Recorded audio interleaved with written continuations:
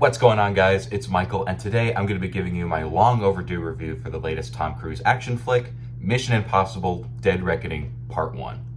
Mouthful of a title. It is once again directed by Christopher McQuarrie as we follow Ethan Hunt and his team of IMF agents trying to hunt down a mysterious weapon that has the potential to destroy all of humanity if fallen into the wrong hands. When it comes to the Mission Impossible franchise, it's one of those series of films that just somehow gets better with each installment. You have Mission Impossible 3, which is pretty good in its own right, but then after that, you have movies like Ghost Protocol, Rogue Nation, and Fallout, which is one of the best action movies I've ever seen. I can't believe it's been 5 years since that movie came out. I remember watching that in theaters, and I was absolutely blown away with what I witnessed. And now we're here in 2023 with Dead Reckoning Part 1 and its Part 2 counterpart in 2024.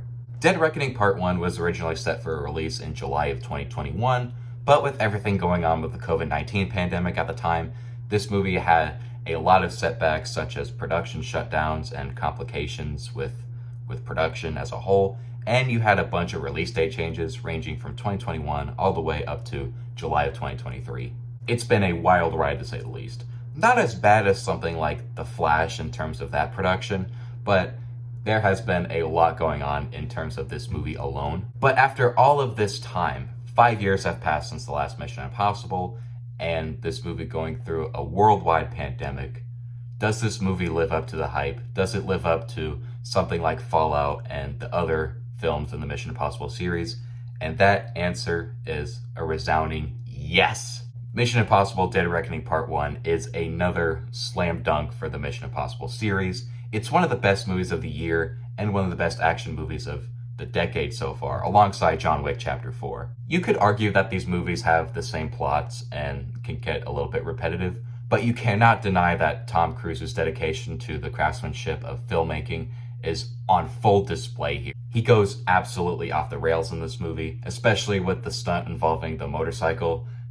Y'all know what I'm talking about if you've seen the trailers and behind the scenes. That scene is absolutely jaw-dropping.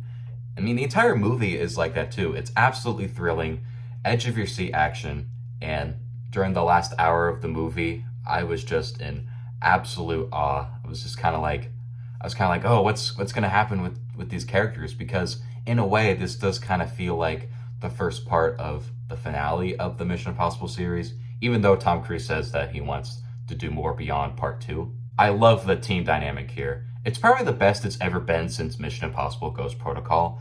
Each character has their own chance to shine, and all of them just work very well together. It's also the funniest film in the franchise. A lot of great jokes here, but they don't take away from the overall seriousness of the story. In a way, this kind of feels more like a thriller than the rest of the other Mission Impossible movies. It feels more in line with something like Mission Impossible 1, where it feels a little more grounded, but you still have those over-the-top action sequences. And you have a villain here that is just absolutely cold. The main villain is Gabriel, that is from Ethan Hunt's past, and I gotta say, this might be the best villain in the entire franchise. He is absolutely cold and pretty charismatic as well. He gives the movie a sense of urgency as we have to stop this guy, and not only that, but you also have to stop this entity that has the potential to destroy all of humanity. It's similar territory, sure, but it's all done so well. At a runtime of almost 2 hours and 45 minutes, this movie just flies by, especially during the last hour where I was just on the edge of my seat the entire time, just curious to see, oh, are any of these characters going to make it? Because that last hour, man, it's one of the best final acts I've seen in an action movie. Just like Mission Impossible Fallout and Top Gun Maverick, this movie exceeds all the expectations. It checks all the boxes for a phenomenal action movie. Like my friend Jack Infinity 203 would say, by the way, you should go subscribe to his channel. He does a lot of great work there. Anyways, like what he would say, Tom Cruise is just simply that guy. He loves the movie theater experience and has done a phenomenal job trying to keep it alive and healthier than ever, along with going above and beyond when he does all these action movies. I mean, he'll do anything for a role, even if that means risking his life. He really is one of the last true movie stars, and this movie just absolutely proves that. To sum it all up, Mission Impossible: Dead Reckoning Part 1 is an amazing action flick. If you love the Mission Impossible franchise, this is a no-brainer here. I think you're going to love this one. And with all that said and done, I'm going to be giving Mission Impossible Dead Reckoning Part 1 an A+.